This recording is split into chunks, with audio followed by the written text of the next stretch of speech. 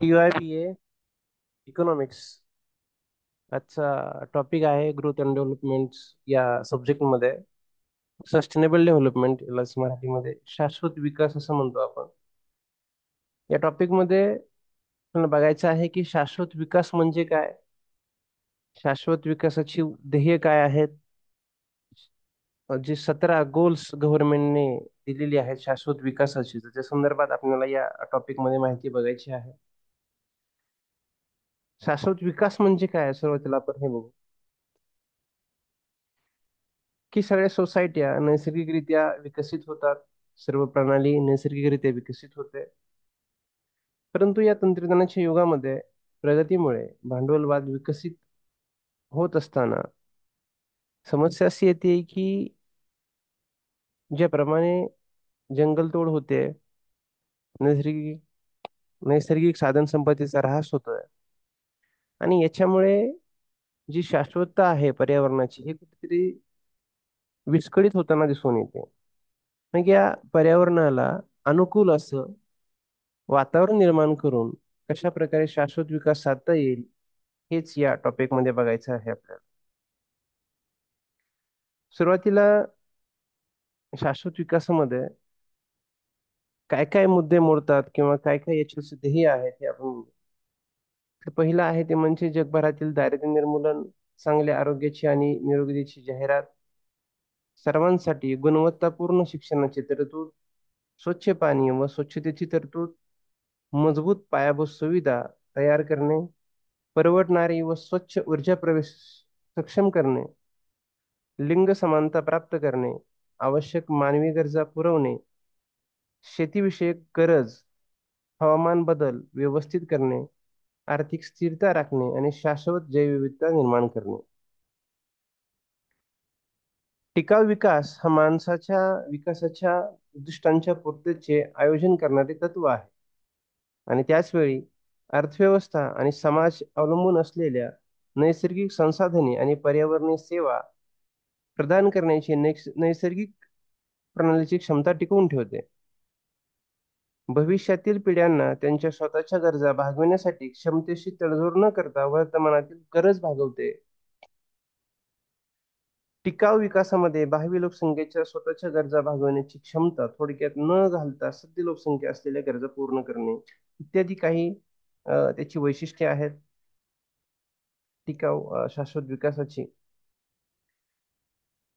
पर्यावरणाशी जबाबदार आणि ऊर्जा बचतीसाठी मार्गदर्शक सूचनांचा वापर करून नवीन विकास प्रकल्प तयार करण्यासाठी आणि जुन्या प्रकल्पांची देखभाल व पुनर्प्राप्ती करण्यासाठी शाश्वत विकास ही प्रथा निर्माण करण्यात आलेली आहे.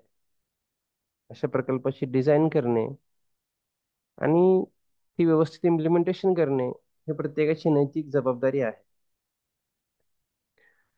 टिकाऊ विकासाचे प्रमुख 3 घटक आहेत. त्याच्यामध्ये पहिला आहे आर्थिक वाढ, पर्यावरणीय समस्या आणि तिसरा जो आहे म्हणजे सामाजिक समावेश. देश पातळीवर नैसर्गिक संसाधनांचे संवर्धन करण्यासाठी विविध उपाय देशाचे शासन योजित आहे. त्यामध्ये लोक वाहन चालवण्याच्या ऐवजी सायकल चालवण्याकडे लक्ष देणे, लोकांच्या आरोग्याकडे लक्ष देणे, शेतकरी हवामान स्मार्ट शेतीचा अभ्यास करीत आहेत आणि त्याच्यामुळे ऊर्जा कार्यक्षमतेच्या माध्यमातून ते किती बचत करू शकतात याची विद्यार्थ्यांना जाणीव करून देणे, हा मुळात याचा उद्देश आहे. शाश्वत विकास आणि त्याचे उद्दिष्टे समजून घेणे ही ती घडवण्यासाठी आपण काय करू शकतो हे शिकण्याची पहिली पायरी आहे. यापूर्वीही असे अनेक उपक्रम सुरू आहेत, परंतु टिकाऊ विकासासाठी अजूनही अनेक अडथळे पार करायचे आहेत. जागतिक पातळीवर संयुक्त राष्ट्र संघटना, स्वयंसेवी संस्था, मदत संस्था आणि सरकारे यांसारख्या जागतिक संस्था मंडळाच्या प्रत्येक व्यक्तीसाठी टिकाऊ विकास लक्ष साध्य करण्यासाठी हे प्रयत्न वाढीसाठी प्रायोजित करीत आहेत. आता शाश्वत विकासाचं महत्व काय आहे? जसं मगाशी आपण सांगितले की काही महत्वाचे 17 गोल्स त्याच्यामध्ये आहेत. पहिला आहे की म्हणजे जगभरातील दारिद्र्य निर्मूलन करणे. या संस्था प्रामुख्याने गरीब आणि अल्प उत्पन्न असलेल्या देशांवर लक्ष केंद्रित करतात, जिथे दारिद्र्य आहे. शालेय आहार, रोग हस्तांतरण, सुरक्षित अन्न पुरवठा, सामाजिक विमा, कामगार बाजार कार्यक्रम जसे की कौशल्य प्रशिक्षण, वृद्धावस्था पेन्शन, वेतन अनुदान, बेरोजगारी विमा, अपंगत्व पेन्शन आणि अशा सामाजिक संरक्षण कार्यक्रमांचा विस्तार करून संपूर्ण मंडळाच्या दारिद्र्य निर्मूलनाचे लक्ष त्यांचे आहे. थोडक्यात काय आहे तर या संपूर्ण शाश्वत विकासामध्ये प्रत्येक व्यक्तीला प्रतिष्ठेने, सन्मानाने आणि आर्थिक स्वतंत्रता घेऊन जगता यावं यासाठी प्रयत्नशील राहणं हाच याचा प्रमुख उद्देश आहे. चांगल्या आरोग्याची आणि निरोगीतेची जाहिरात करणं, शिक्षण हा जसा मूलभूत हक्कामध्ये मोडतो तसंच आरोग्याचे देखील तितकंच महत्व आहे. बालकांचे आरोग्य, व पर्यावरणीय, संप्रेषित आणि नॉन संसर्गजन्य रोग, सार्वभौम आरोग्य, कव्हरेज आणि गुणवत्ता, सुरक्षित, प्रभावी आणि परवडणारी लस आणि औषधे यांसारख्या सर्व मुख्य आरोग्यविषयक प्राथमिकता विचार घेते. या आरोग्यासाठी वर्धित वित्त पुरवठा, संशोधन आणि विकास वाढवणे, आरोग्य जोखीम रोखण्यासाठी आणि व्यवस्थापनात गुंतलेल्या प्रत्येक देशाची क्षमता बळकट करण्यासाठी समर्थन पुरवते. तर आरोग्यच नाही तर दारिद्र्याच्या बरोबर आरोग्य तर आलंच, पण त्याचबरोबर शिक्षण हे देखील तितकंच महत्वाचं आहे. या शाश्वत विकासासाठी शिक्षणाचं बळकटीकरण तितकंच महत्वाचं आहे आणि याच्यामुळेच या संस्थांनाही समजले आहे की बाल शाळा सोडण्याचे प्रमाण कायम उच्च पातळीवर राहिलेले आहे. शाश्वत विकासातील भविष्य निश्चित करण्यासाठी तरी बंद करणं आवश्यक आहे. जरी आंतरराष्ट्रीय समुदाय शिक्षण क्षेत्रात गुणवत्ता आणि समता सुनिश्चित करण्यासाठी कार्य करत असले तरी सुद्धा शाळेतील मुलांचे गळतीचे प्रमाण रोखणे ही या संस्थांपुढची प्रमुख समस्या आहे.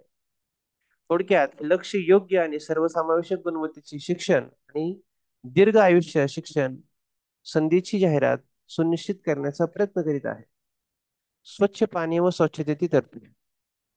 काल परवाचाच एक रिपोर्ट आहे की महाराष्ट्रातील जे 7 जिल्हे आहेत त्याच्यामध्ये यवतमाळ आहे, बुलढाणा आहे, बीड आहे, अशा काही प्रमुख जिल्ह्यातील जे जलस्रोत आहेत याच्यामध्ये नायट्रेटचं प्रमाण वाढलं आहे. त्याच्यामुळे कॅन्सर किंवा पोटाचा कॅन्सर होण्याची याच्यामध्ये संभावना जास्त आहे असा एक रिपोर्ट महाराष्ट्र शासनाने पब्लिश केलाय. त्याच्यामुळे स्वच्छ पाणी व स्वच्छतेची तरतूद हा एक शाश्वत विकास या विकासाचा मुद्दा प्रामुख्याने या ठिकाणी सांगावा लागतो.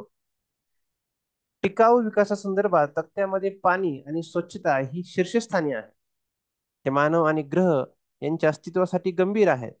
या ध्येयातील उद्दिष्टे स्वच्छता, पिण्याचे पाणी आणि जगातील जलस्रोतांची गुणवत्ता आणि टिकाव या संदर्भी पैलूंवर लक्ष देणे आहे.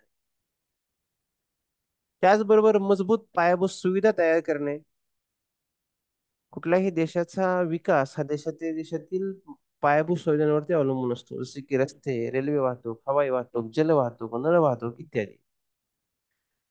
ज्या देशाची पायाभूत सुविधा मजबूत असेल, ज्या प्रदेशाची पायाभूत सुविधा चांगली असेल, उच्च प्रतीची असेल, अशा ठिकाणी मोठमोठ्या कंपन्यांची इन्व्हेस्टमेंट होते आणि त्या ठिकाणी रोजगार निर्मिती होऊन आर्थिक सोबत निर्माण होते. त्याच्यामुळे समावेशक आणि टिकाऊ औद्योगिकरण आणि इन्क्युबेटिंग इनोव्हेशनला सहाय्य करणे. लक्ष शाश्वत विकासाच्या 3 बाबी विचारात घेते: औद्योगिकरण, पायाभूत सुविधा आणि नवीन. पायाभूत सुविधा आवश्यक आहेत कारण मोठ्या प्रमाणात उपलब्ध आणि समाज चालू ठेवण्यासाठी आवश्यक मूलभूत चौकट उपलब्ध आहे. औद्योगिकरणामुळे आर्थिक विकास होतो, रोजगाराच्या संधी मिळतात आणि त्यामुळे गरिबीची पातळी कमी होते. इनोव्हेशनमुळे क्षेत्रातील तांत्रिक क्षमता वाढते आणि नाविन्यपूर्ण कौशल्याचा विकासास चालना मिळते. परवडणारी व उच्च दर्जा असणारी, स्वच्छ ऊर्जा असणारी प्रवेश सक्षम करणे. बहुतेक शाश्वत विकासाची उद्दिष्टे मिळवण्यासाठी ऊर्जा ही सर्वात महत्वपूर्ण संसाधन आहे. औद्योगिकरण, शिक्षण, पाणी पुरवठा आणि आरोग्य हवामान बदलांच्या विरोधात प्रगती करून दारिद्र्य कमी करण्यात ऊर्जा महत्वाची भूमिका निभावते. हे टिकाऊ विकास लक्ष सूर्य, वारा, जलविद्युत, द्रव आणि घन जैवइंधन, बायोगॅस, भूथर्मल यासारख्या अक्षय ऊर्जा स्रोतांच्या विकास आणि विस्तारावर लक्ष केंद्रित करते.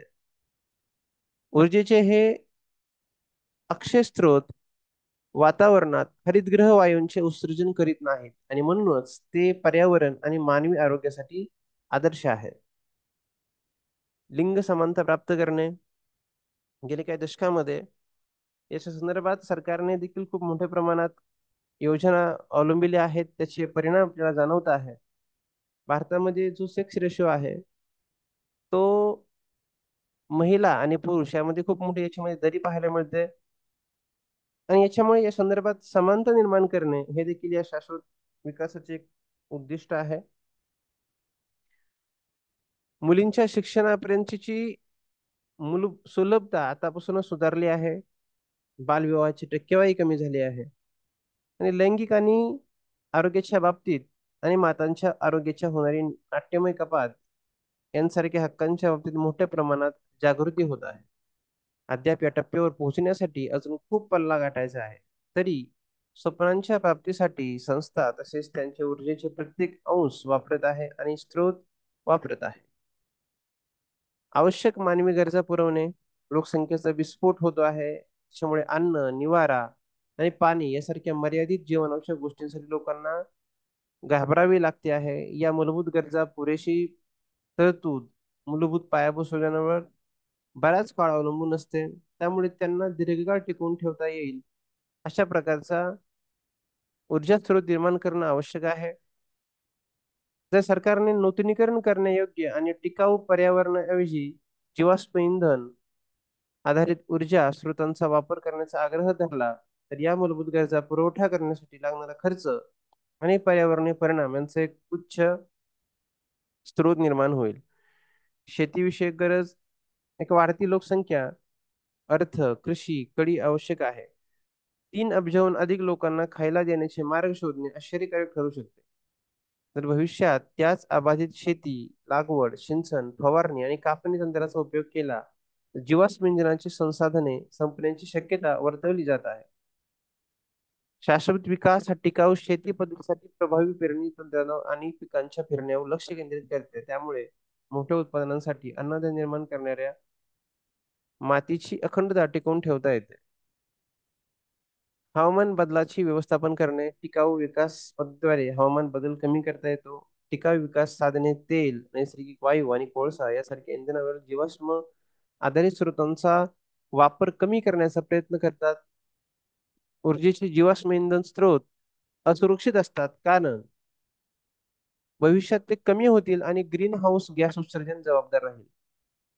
आपण जे एसी वापरतो गाडीमध्ये, घरामध्ये किंवा इतरत्र ठिकाणी, तर त्यावेळेस जो त्याच्यामधून ग्रीन हाऊस गॅस उत्सर्जन होतो त्याच्यामुळे जो मिथेनचा थर आहे वर, ओझोनचा थर आहे, सॉरी मिथेनचा नाही ओझोनचा थर आहे, या थराला कुठेतरी छिद्रे पडत आहेत आणि सूर्याची जी अतिनील किरणं आहेत याची डायरेक्टली पृथ्वीवरती याचा अटॅक होतोय आणि याच्यामुळे मेजॉरिटी लोकांना स्किन कॅन्सर, हवामान बदल, क्लायमेट चेंज, त्याच्यानंतर अ, इत्यादी समस्या पर्यावरणीय समस्या भेडसावत आहेत. त्याच्यामुळे पर्यावरणावरती कुठेतरी संवर्धन करणं गरजेचं आहे.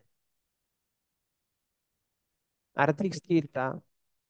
त्या विकास पद्धतीमध्ये जगभरातील आर्थिक दृष्ट्या टिकाऊ अर्थव्यवस्था निर्माण करण्याची क्षमता असते. जीवाश्म इंधनांमध्ये प्रवेश करू शकत नाहीत असे विकसनशील देश त्यांच्या अर्थव्यवस्थेला सामर्थ्य देण्यासाठी नूतनीकरण योग्य ऊर्जेचा फायदा घेऊ शकतात. जसं की तुला माहिती आहे जगामध्ये सर्वाधिक जास्त कार्बनचं इमिशन हे चीनमध्ये होतं आणि त्यानंतर होतं ते भारतामध्ये. आपण देखील कार्बन डायऑक्साईडला साईडला ठेवून शाश्वत पर्यावरणीय समतोल राखून विकास कसा साधता येईल याकडे लक्ष देऊ शकतो. यासाठी आपण युरोपियन देशांचे उदाहरण घेऊ शकतो. तिथे देखील त्यांनी पर्यावरण अबाधित ठेवून अशा प्रकारे विकास केला हे उदाहरण आपण समोर ठेवू शकतो. आणि पर्यावरणाची शाश्वतता अबाधित ठेवून आपण विकासाला किंवा विकासासाठी प्रयत्न करू शकतो. शाश्वत जैवविविधता राखणे गरजेची आहे. असुरक्षित विकास आणि अतिसंवर्धन पद्धती जैवविविधतेवर मोठ्या प्रमाणात परिणाम करतात. लाईफ इकोसिस्टीम अशा प्रकारे डिझाईन केली गेली आहे की प्रजाती जगण्यासाठी एकमेकांवर अवलंबून असतात उदाहरणार्थ वनस्पतींमध्ये ऑक्सिजन तयार होतो, ज्यास मानवांना श्वसनाची आवश्यकता असते. माणसे कार्बन डायऑक्साईड बाहेर टाकतात आणि ज्या वनस्पतींना वाढीसाठी आणि उत्पादनासाठी आवश्यक असतात, असा कार्बन डायऑक्साईड शोषून त्या वनस्पती स्वतःचं जीवन टिकवून ठेवतात. वातावरणात ग्रीन हाऊस वायूंचे उत्सर्जन होण्यासारख्या असुरक्षित विकास पद्धतींमुळे वनस्पतींच्या अनेक प्रजाती नष्ट होत आहेत, ज्यामुळे वातावरणीय ऑक्सिजन कमी होतो आहे. हे मानवांसाठी चांगले नाही. टिकाऊ विकास पद्धती, अक्षय ऊर्जा संसाधनांचा वापर आणि वातावरणात कोणत्याही हरितगृह वायूचे उत्सर्जन न करणारी सेंद्रिय शेती पद्धती याला गव्हर्नमेंटने प्रोत्साहन दिले पाहिजे.